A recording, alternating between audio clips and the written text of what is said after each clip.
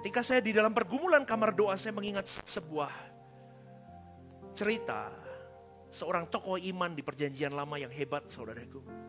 Kalau Bapak Ibu pernah mendengar, namanya adalah Elia. Elia orang hebat. Elia itu arti namanya adalah Yahweh adalah Allahku. Itu arti kata Elia. Elia berarti artinya Yahweh adalah Allahku. Elia mengalami beberapa dekade momen hidup ya saudara. Tetapi di dalam pelayanannya, dia mengalami beberapa pencapaian yang spektakuler. Di dalam masa pemerintahan Raja Ahab, bangsa Israel waktu itu berpaling dari Allah Elohim Yahweh dan dia menyembah Baal. Bangsa Israel menyembah dewa hujan. Bangsa Israel menyembah dewa kesuburan dari Kanaan. Kemudian Elia diutus oleh Allah untuk menentang penyembahan berhala ini. Dan dia mengalami pencapaian, saudara. Ketika dia berkata kepada Raja Ahab, tidak akan ada hujan di Israel selama berapa tahun. Sebagai hukuman dosa dari bangsa itu. Dan itu terjadi. Setelah menyampaikan nubuatan itu, saudaraku, kemudian Elia disembunyikan oleh Allah di tepi sungai Kerit. Dan diberi makan melalui burung gagak. Tahu cerita itu? Tahu? Ya, ini kita mengulang sedikit sekolah minggu. Saya mau kasih gambaran dulu. Elia ini kenapa sampai begitu hebatnya, saudaraku. Kemudian di momen selanjutnya dia masuk kepada mujizat waktu dia bersama dengan janda di Sarfat. Ingat? Ingat? Buat roti, buatin untukku dulu. Dan itu tidak kunjung habis minyak dan tepung itu. Elia memberikan contoh kepada janda Sarfat. Mujizat kelimpahan di situ. Luar biasa. Tepung dan minyak itu tidak habis. Kemudian ketika selesai memberi makan Elia, anak janda itu mati. Dan waktu itu janda itu berkata, adakah engkau, gara-gara engkau abdi Allah, anakku mati. Di situ Tuhan bekerja melalui Elia. Ada mujizat yang kedua, mujizat kebangkitan terjadi atas anak janda itu. Saudaraku, itu pengalaman yang dialami oleh Elia. Yang paling menggelegar di zaman itu adalah ketika dia bertarung dengan 450 Nabi Baal di Gunung Karmel. Ini gongnya Elia. 450 Nabi Baal dihajar oleh Elia sendirian. Pertandingannya adalah mereka harus berdoa supaya api itu turun dari langit dan membakar korban yang ada di mezbah. Semua 450 Nabi Baal itu gagal. Tapi api dari langit itu turun membakar kayu, batu, air semua diparit di mezbah milik Elia. Itu momen-momen keberhasilan Elia. Tapi setelah itu ada momen hidupnya drop, saudaraku. Maka sebelum masuk ke situ saya mau beri gambaran dulu tadi. Kalau kita mengingat kisah Elia itu, dia adalah seorang nabi yang sangat amat berani, saudaraku. Dia melawan raja yang tidak takut akan Allah itu. Dan raja itu istrinya sangat jahat, namanya Isabel. Mereka memiliki dewa, memiliki Baal, sehingga memiliki nabi-nabi Baal yang sangat banyak sekali. Dan ingat saudaraku, Elia berdiri membela Allah. Ya, cantum kalimat ini, saya katakan, Elia berdiri membela Allah. Dia menantang nabi-nabi Baal. Dia mau membuktikan bahwa Allahku Allah yang hidup. Siapa yang benar? Allah siapa yang benar? Dia mau menunjukkan bahwa dia punya Allah yang hidup. Tujuannya apa dia lakukan itu? Dia hanya mau umat Israel melihat, matanya terbelalak bahwa Allahmu, Elohim Yahweh itu Allah yang hidup. supaya kau tidak disesatkan dengan banyak ajaran kafir di luar sana. Tujuannya Elia itu sebetulnya itu. Dan kemudian terjadilah mesbah Elia disambar api dari langit. Elohim Yahweh membakar mesbah korban Elia hari itu. Tapi tidak berhenti di situ, saudaraku. Ini momen di mana penggarapan Tuhan atas Elia terjadi setelah itu. Raja yang tidak takut akan Allah itu mengancam nyawa Elia. Isabel, istrinya terutama. Mereka kejar Elia.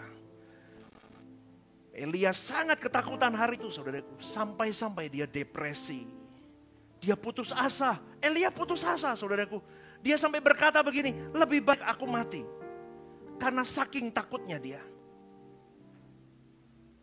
Bapak Ibu, saya ajak cerita begini, Anda harus masuk di dalam momen seakan-akan Anda itu Elia di zaman itu. Di situ tersirat bahwa Allah tidak menghabisi sama sekali musuh-musuh Elia. Allah membuat mujizat, yes. Allah membawa mesbah itu habis dibakar oleh Elohim Yahweh, turun dari langit. Iya betul. Tetapi kenapa Allah tidak menuntaskan semuanya sampai Elia berkemenangan total? Orang Kristen kan sukanya begitu kan Bapak Ibu. Kalau bisa kita berkemenangan total. Tapi kenapa Tuhan sisakan satu pengalaman, satu momen hidup yang begitu menakutkan yang harus dialami oleh Elia?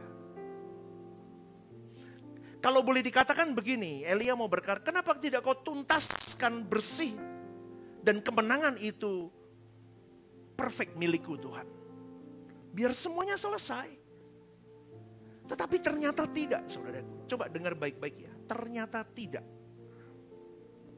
Dan wanita jahat itu, Isabel itu terus memburu nyawa Elia.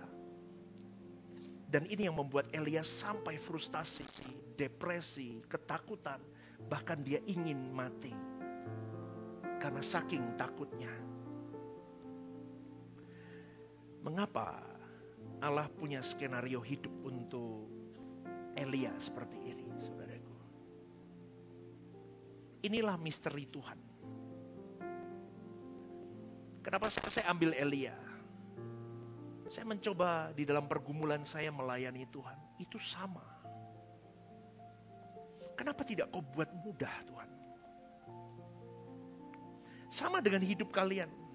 Kenapa Anda mengiring Tuhan tidak dibuat mudah? Kenapa begitu sulit mengiring Tuhan? Kau mengiring Tuhan begitu terjalnya batu yang harus kau lalui. Sampai-sampai kau bisa berkata, ingin mati aku rasanya. Ingin mati aku rasanya. Kalau Anda tidak masuk di dalam pengalaman berkelana dengan Tuhan, secara deep, sampai engkau bisa berkata, aku ini bejanamu Allahku, bentuklah aku. Dulu kalau saya ngomong itu, saya hanya di nyanyian dan saya tidak benar-benar memaknai. Ketika kau sampai memaknai, aku bejana Tuhan. Dan di mulutmu kau terucap bentuk aku, penggarapan itu mulai masuk. Dan ketika penggarapan itu masuk, saudaraku, Tuhan ngomong, kalau kau di tanganku, aku mau jadikan dirimu bukan bejana yang sembarangan, tetapi bejana yang sempurna, yang suatu hari nanti kuletakkan bejana itu di pelataranku, nak. Tapi orang Kristen tidak memahami bahwa bejana yang ada di pelataran Allah, di pelataran kerajaannya, itu bukan sembarangan bejana. Hari ini kalau kita masuk ke dalam istana besar di setiap negara, itu pasti ada seperti apa ya, pot Gucci dan sebagainya. Itu barang yang tidak sembarangan, betul Bapak Ibu? Dan itu tidak ternilai harganya. Itu gambaran dirimu dan diriku suatu hari nanti diletakkan di pelataran Allah.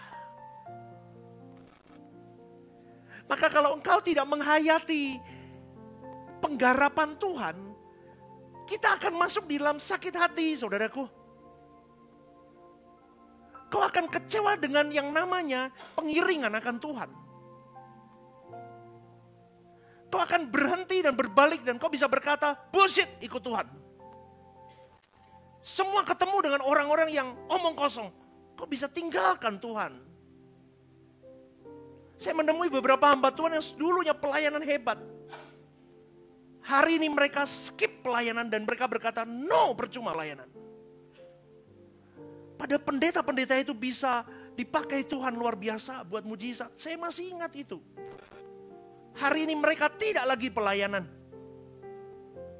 Karena mereka lupa bahwa mengiring Tuhan pasti kita memasuki yang namanya misteri ilahi. Kalau bangsa Israel bertanya, kenapa Tuhan kau putar-putarkan kami 40 tahun? Itu misteri ilahi. Karena Allah tahu yang terbaik untuk dirimu, untuk bangsa itu adalah 40 tahun pengiringanmu dulu, baru masuk. Tuhan tidak buat dia 1 tahun langsung masuk. Tuhan tidak buat dia 1 bulan masuk ke tanah Kanaan. Tapi Tuhan buat mereka bangsa ini yang tegar tengkuk ini 40 tahun.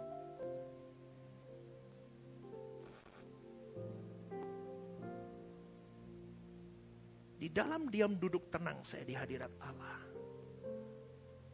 Dari cerita Elia ini, saya bertanya kepada Tuhan, kenapa kau buat Elia begitu? Di hati saya diletakkan satu hal, saudaraku. Pribadi yang mau mengiringku, pribadi yang akan menjadi bejana indah di hadapanku, adalah pribadi yang tidak punya lagi kesombongan di dalam dirinya. Dia tidak boleh mengandalkan kekuatannya. Dia tidak boleh mengandalkan matematikanya. Dia tidak boleh mengandalkan powernya. Dia tidak boleh mengandalkan apapun dan siapapun. Dia harus mengandalkanku. Kalau kau tidak mengandalkanku, kau tidak akan bisa beriringan denganku berjalan. Elia dibuat Tuhan dengan segala pencapaian pelayanannya. Tapi satu hal ditaruh dalam satu momen histori hidupnya. Dia dikejar, diburu sampai ketakutan, sampai mau mati. Hari ini apa yang Tuhan letakkan? Yang memburu dirimu. Yang sampai kau bisa berkata, aku mau nyerah Tuhan. Kalau ada, bersyukurlah sama Tuhan. Karena tangisanmu, tetesan air matamu, dan eranganmu di hadapan Tuhan, itu cerita cintamu yang kau ukir bersama dengan dia di kamar doamu.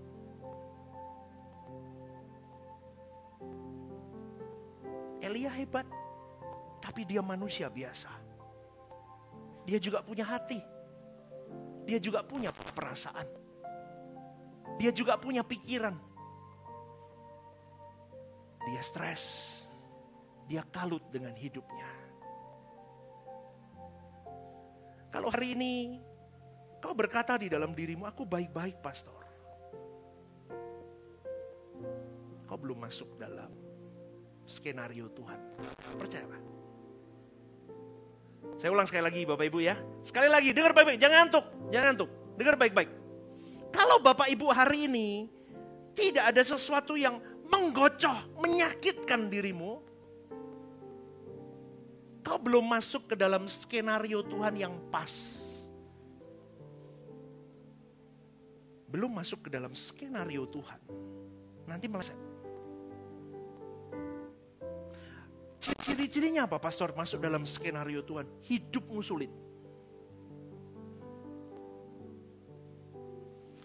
Ajarannya begitu lagi. Iya memang harus begitu. Hidupmu sulit. Kalau gampang, kau ke sana. Berarti semakin kau tahu bahwa kalau aku belum punya beban apapun, belum berarti. Tapi kalau ada sesuatu yang menyakitkan dalam hidupmu, mulai Tuhan taruh. Itu masuk dalam skenario Tuhan. Elia masuk di dalam skenario Tuhan. Tetapi orang yang sudah masuk di dalam skenario Tuhan harus bertahan. 1, 2, 3 katakan. Karena bertahan itu dibutuhkan hadirat Allah. Maka benar yang selalu saya katakan, jangan ambil rohmu daripadaku Allahku. Itu doa saya tiap hari Bapak Ibu. Jangan ambil rohmu daripadaku.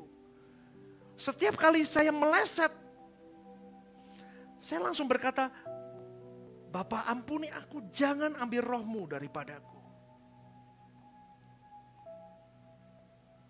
Dulu saya tidak tahu begitu, saudaraku. Sekarang saya mulai tahu bahwa setiap kali ada kesalahan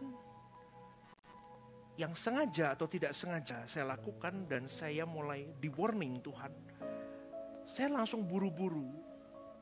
Saya langsung ngomong sama Tuhan, jangan ambil rohmu daripadaku Allahku. Dan penyesalan itu sepanjang hari. Saya buat di dalam diri saya berkabung karena aku salah tadi lakukan.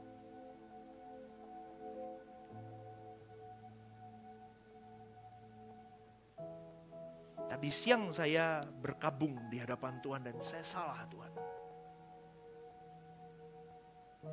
Saya mengucapkan kata-kata yang tidak tepat yang saya ucapkan. Saya di kamar mandi, saya dimanapun, saya di jalan, Tuhan ampuni aku. Jangan ambil rohmu daripadaku, aku takut Tuhan. Susah ikut Tuhan, repot. Kau dikunci banyak hal. Sampai kau tidak bisa lagi nanti 1 derajat miring, gak bisa lagi. Kok dipaksa di sini. Dan kalau orang maksa begini sakit.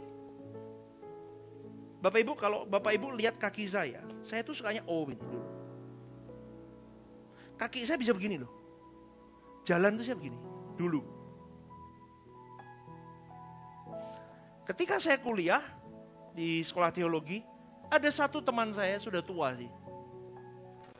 Dia orang Muslim dulunya. Tapi dia jadi Kristen. Dia punya langgar di kampungnya, diserahin, dia jadi Kristen, jadi pendeta. Saya panggil dia Mbah. Nek manggil saya, apa ya? Le. Kowe iki ganteng-ganteng sih, kamu kok melaku mengkekeh. Hah? Maksud tuh Mbah? Oh aku kok gini. Saya baru sadar loh Bapak Ibu, saya jalan tuh begini. Kan saya agak O. Tahu Bapak Ibu? Gini. Oh ya, ini apa? Oh ya, apa X nih? Jadi sembarang lah ya. Tahu enggak Bapak Ibu? Saya mencoba mulai jalan kalau ditanya istri saya ini. Saya kalau di mall, di mana, di gereja nih, saya lurus sekarang. Lurus. Saya belajar untuk ini facing up, jalan lurus. Itu 1 bulan pertama sakit Bapak Ibu. Sakitnya minta ampun. Ininya nih kayak jarum, ditekuk gitu. Saya sengaja, tapi sana sudah lurus. Lah itu sama dengan ceritanya ketika selama ini kau salah jalan, kau ditekuk untuk lurus. Itu tidak mengenakan. Tetapi kalau Anda masuk di dalam skenario Tuhan, terus sakit ditahan. Lama-lama kebiasaan. Sekarang saya nggak usah lihat, saya lurus jalan. Lurus loh. Oh lurus saya. Ini tidak buat-buat loh, saya nggak lihat Bapak Ibu. Saya lurus. Dulu kan begini. Kayak Mickey Mouse Bapak Ibu. Ini gambaran bagaimana engkau dan saya hidup. Memang tidak mudah. Kita sering kali menemukan misteri ilahi. Tetapi pasti Tuhan tidak pernah gagal dengan apa yang dia lakukan. Amin gak saudaraku? Amin ya. Maka tidak mungkin Allah gagal dengan apa yang sudah dia rencanakan atas hidupmu dan hidupku. Karena Allah itu adalah Allah yang sempurna. Maka dia tidak akan melakukan sesuatu, apapun, satu hal pun, satu mikro dalam hidupmu dan hidupku. meleset sedikit pun tidak mungkin. Elia dijaga Tuhan, oh ya dijaga Tuhan. Pasti dijaga Tuhan. Bahkan dalam keadaan seperti itu pun, Tuhan mau lihat bagaimana kualitas, kelas dari seorang Elia punya Tuhan itu model gimana. Maka Bapak Ibu, Elia saya lihat dari perikop yang dilihat ya, dari kebenaran firman Tuhan. Dia tetap rendah hati. Dia takut, dia mengandalkan Tuhannya, aku tolong aku Allahku. Di dalam depresinya dia mengandalkan Tuhan, dia tidak mengandalkan apapun dan siapapun, dia tidak ponggah. Dia tidak merasa dia hebat. Inilah yang luar biasa dari seorang Elia. Karena Elia tahu saudaraku, dia terbatas dirinya. Dia punya puncak-puncak prestasi yang hebat. Di dalam puncak keberhasilannya. Tapi dia tetap rendah hati. Dia tahu, aku gak bisa tanpa Tuhan. Itu respon yang baik, tetapi banyak orang ketika masuk di dalam skenario ilahi, orang itu jadi pahit. Karena sulitnya hidup, dia jadi pahit saudaraku. Dia jadi bitter, orang ini jadi pahit, yang keluar dari mulutnya pahit, hatinya pahit, kelakuannya pahit. Itu bahaya. Kalau nggak pahit, dia merasa yatim piatu. Kenapa masalah begini berat? Kenapa aku ditinggalkan Tuhan? Padahal Tuhan tidak meninggalkanmu. Tuhan tetap di sini. Tangannya tetap begini. Kamu mau berbuat dosa sama Tuhan, kamu mau meninggalkan Tuhan, kamu mau tidak sungguh-sungguh sama Tuhan, dia tetap di posisinya, tetap di porsinya sama kamu. Amin. Kita yang pergi dari dia. Maka Tuhan lempar jangkar sakit itu. Menancap di leher kita, tarik kita. Supaya kembali. Tapi kita yang memotong jangkar itu dan lari. Kau masih memaki-maki Tuhan dan berkata Tuhan jahat. Dia mau berkata, nah itu pertolonganku. Supaya kau mengandalkan aku. Karena aku gak mau kau mengandalkan orang lain. Kau mengandalkan siapapun. Apapun. Kau andalkan aku nak. Pencapaianmu nothing tanpa aku. Dan apa yang sudah kau capai, kedepannya nanti tanpa aku kau sia-sia. Itu cara Tuhan bekerja saudaraku.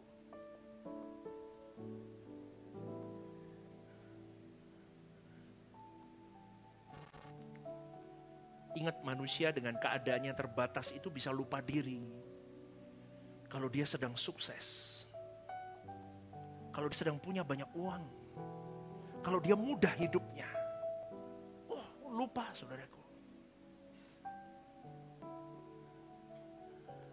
Kalau dia sedang ada di dalam puncak keberhasilan. Dia lupa. Manusia sering lupa diri. Siapa manusia itu? Kita, ya tepuk dadanya kita. Ya, yang merasa manusia tepuk dadanya yuk 1, 2, 3. Kita ini sering lupa diri. Sombong. Kalau dapat dikit sombong. Apa dikit sombong? Bisa nih dikit sombong. Sombong, kita manusia tuh sombong loh. Dan gak sadar. Pelayanan, ngomong pelayanan ini pun sombong.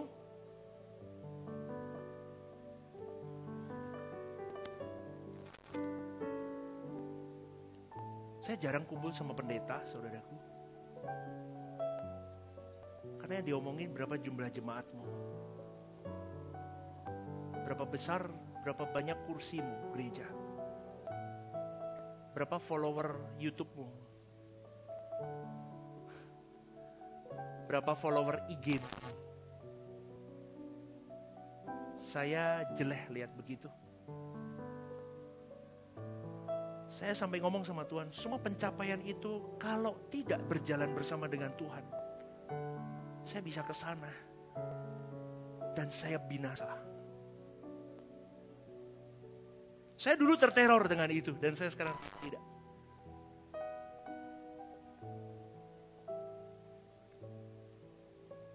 Ibu,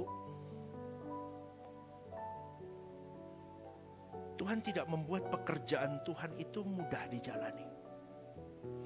Pekerjaan Tuhan itu keluargamu pekerjaan Tuhan loh. Bisnismu itu pekerjaan Tuhan, studimu pekerjaan Tuhan. Pelayananmu di sini pekerjaan Tuhan. Kau mengurusi orang tua sakit itu pekerjaan Tuhan. Semua hal dalam hidup ini adalah pekerjaan Tuhan dan kau harus ingat, Tuhan tidak membuat semuanya itu mudah untuk dijalani. Itu yang menjadi pertanyaan khusus untuk orang-orang percaya. Khususnya hamba-hamba Tuhan. Maka saya pernah ngomong sama istri saya. Sama siapa ya? Istri saya siapa? Saya mau ngomong gini. Gereja kalau sudah merintis, itu enggak gampang. Berat. Maka saya sampai ngomong, makanya enggak heran ya, pendeta kalau tidak masuk dalam skenario Tuhan, dikunci sama Tuhan, dia kalau udah gede gerejanya, dia banyak followernya, jahat. Jahat karena waktu kecilnya, wah diinjek-injek, gak karu-karuan saudara. Itu benar, korban perasaan. Saya sampai ngomong, itu kalau suatu hari nanti, gereja ini suatu hari nanti diberkati itu, no, saya enggak mau, saya mau kunci, saya tetap. Kalau enggak jahat, saudara. Jahat, pasti jahat. Pasti jahat. Karena dulu saya nggak tahu, dulu saya tidak merasakan itu. Sampai di posisi ini saya baru berkata, pantas. Pantas. Dulu saya paling jengkel ketemu pendeta nggak mau nemuin. Wah, nggak nemuin pendeta lagi. Dulu waktu saya jemaat, pernah nggak Bapak Ibu berpikir begitu? Wah, ngelmen nemui pendeta ini. Ternyata dari pengalaman penggembalaan saya baru tahu kenapa dia sulit ditemuin. Kenapa dia begitu sekarang?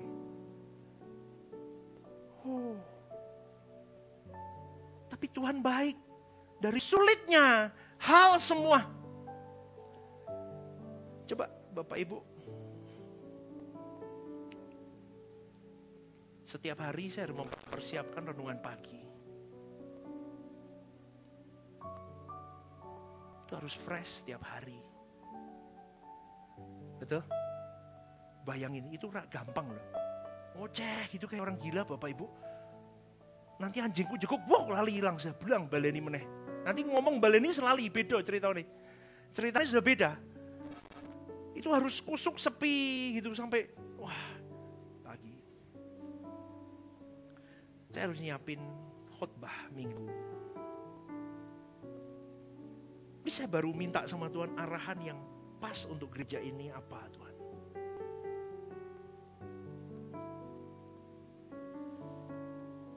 GSKI itu nafasnya adalah suara kebenaran. Dan itu tajam seharusnya.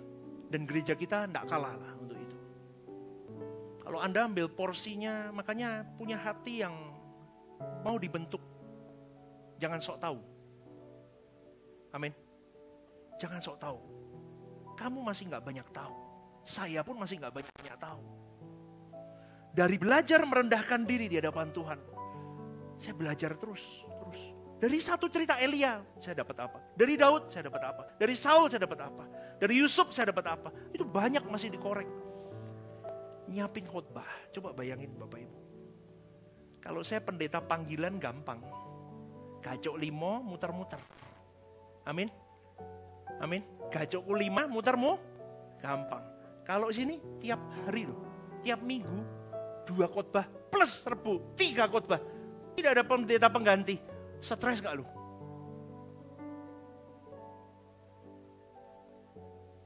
Nanti belum lagi pastor ngantuk khotbahnya. Pastor kurang ini. Pastor kurang itu. Stres Bapak Ibu. Belum lagi mikirin jemaat. Kok gak datang lagi? Kenapa sih? Stres. Loh, kenapa kok tiba-tiba marah gak datang lagi? Belum mikirin keuangan gereja. Belum mikirin pemimpin-pemimpin acara semua, belum lagi mikirin. Itu masih ini, belum hidup istriku sakit, anak-anak masih banyak. Coba Bapak Ibu, saya sampai ngomong seperti Elia, pingin mati rasanya. Bapak Ibu pernah gak di titik itu? Menghujam banyak hal. Dan kau berkata, pingin mati rasanya. Tapi ingatlah saudaraku, ya memang begitu ikut Tuhan. Saya itu sedang membukakan logikmu. Bener ikut Tuhan tuh begini. Mujizat spektakuler itu terjadi, itu seizin Tuhan. Jangan kau paksa Tuhan. Tapi mujizat spektakuler yang harus dialami oleh orang yang dewasa di dalam pengiringan akan Tuhan, pengenalan perasaan Bapanya, pengenalan pikiran perasaan Kristus.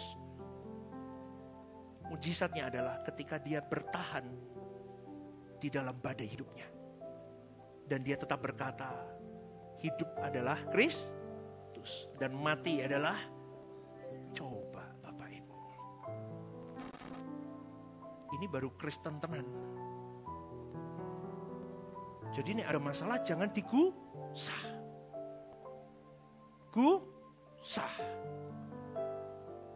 Sukanya gusah-gusah masalah enggak boleh. Tetapi berkatalah kepada Tuhan, kuatkan aku, jangan jauh daripadaku Allahku. Aku mau jalan karena aku tahu satu level ke depan aku naik.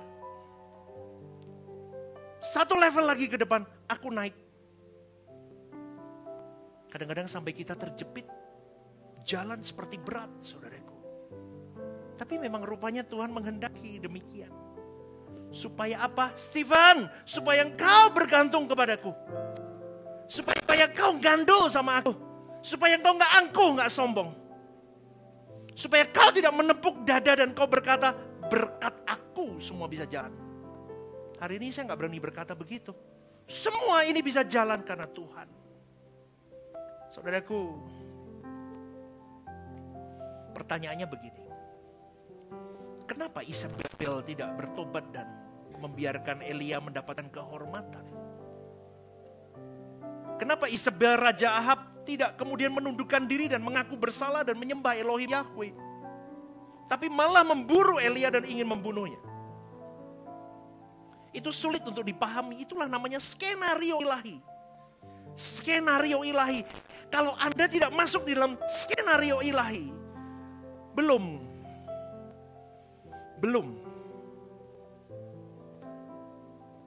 Kalau Bapak Ibu hari ini bertanya, kenapa Pak Eras hari ini Bapak rohani kita diizinkan begitu? Itu skenario ilahi. Orang bisa katakan, oh itu gara-gara ini dan itu. Kita di dalam suara kebenaran kita sudah logik, sudah lebih paham. Betul? Betul? Pemahaman kita jauh lebih luas. Itu skenario ilahi. Bukan hanya untuk dia. Bukan hanya untuk keluarganya. Tetapi untuk semua orang yang belajar kebenaran melalui dia. Termasuk saya, termasuk Anda. Kita memandang kebenaran itu dari sudut pandang Allah.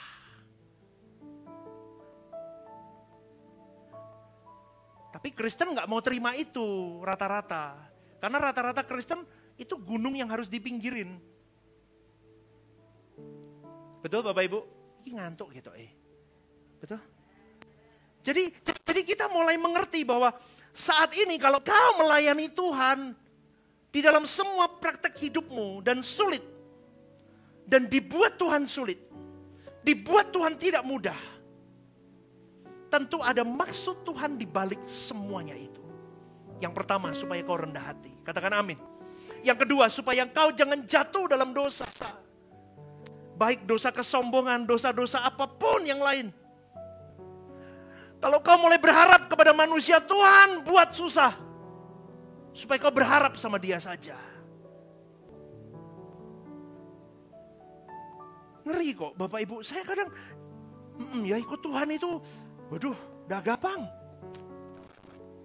Yang ketiga, Kenapa Tuhan buat susah? Supaya kita merestart ulang, start dari awal. Bareng aku nak. Kemarin kau penguas pakai kekuatanmu sendiri. Di sini. Tapi kalau kau panggil kau balik, tarik balik mundur. Tapi kau bareng sama aku di sini. Nah, mundurnya ini, orang ngomong apa? Seringkali apa? Dikutuk. Tapi lihat ya, ini pengalaman saya. Orang yang dulunya hidup sembarangan, kemudian dia memberikan hidupnya untuk Tuhan, di restart sama Tuhan biasanya. Coba lihat. Banyak saya lihat orang-orang begitu, di restart dari nol, dihabisin total, kau jalan sama aku. Maka tidak banyak orang berani bayar di sini. Dia mau jalan bersama denganku dari awal ya. Nah, yuk jalan sama aku. Dan yang keempat, ketika kau berjalan denganku, dari awal bersama denganku, kau akan mengalami kemenangan demi kemenangan bersama denganku. Kemenangan demi kemenangan. Kemenangan demi kemenangan. Melalui the journey of faith yang kau alami bersama denganku. The journey of faith itu adalah pengalaman iman bersama dengan Tuhan. Kau mau rontok ikut Tuhan, kau jalan bersama dengan Dia. Dia tetap teguh menggandengmu. Kau jatuh, tak kuat Tuhan. Tapi ini journey of faith. Tuhan angkat kamu baik. Jalan lagi nak. Kau tersungkur lagi, kau angkat lagi. Itu journey of faith. Tapi berjalan bersama dengan Tuhan. Elia begitu. Wow, saya ketika mengerti ini wow, thank you Lord. Makanya kalau dulu ajaran dulu ya, Bapak Ibu pernah dengar the giant of faith. Itu saya bukan mau menghapus, enggak. Itu keren, itu benar. Saya setuju dengan kalimat itu, the giant of faith. Bangun raksasa iman. Ketika kau berjalan dengan Tuhanmu, bangun raksasa iman.